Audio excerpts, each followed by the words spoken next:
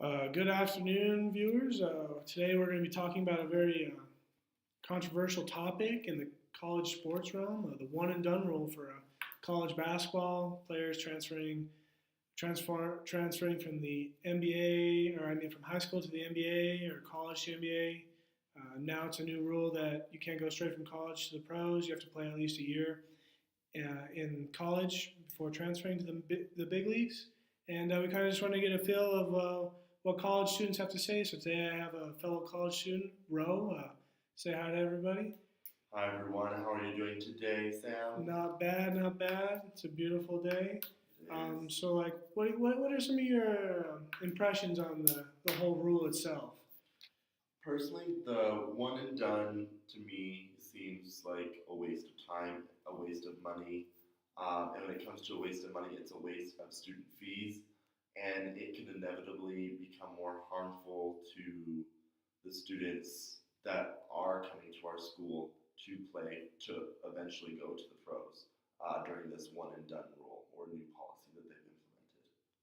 Do you think it affects the whole student body as a Yes, whole, or is it just the student athletes themselves? I think it will affect the whole student body because as students at the university or at any university, we try to think about school spirit and building up school pride around our teams, our basketball teams, our football teams. And if we're implementing this new idea into the one and done, students are only our best athletes maybe only coming to our school for 1 year, 2 year tops, and then leaving us. And there's no way for us to really build a support team behind them. And I think it'll just inevitably harm us in the long run.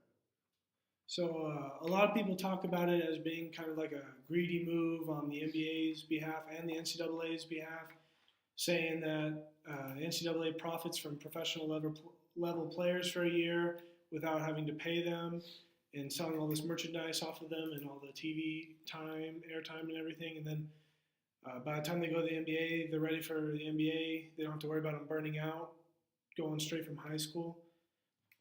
Uh, what's your take on that? Do you agree, disagree? I think it is fairly greedy on both the NBA and NCAA parts, but at the same time, we also have to think that these are college students who are getting a lot of attention, and this attention isn't necessarily harming them in any way, shape, or form. But I think the main issue is not necessarily the greed of like selling the merchandise. I think it's the greed of again these college level, these pro level players coming to this school and getting paid zero to none. And at the same time, that brings into the idea of student fees. And I don't know if you know this, but student fees pay for these college athletes to come. It pays for the tuition, it pays for their housing, it pays for their food in order for them to be kept, kind of like an animal in a way. And we print them, we prime them, we make sure they're perfect.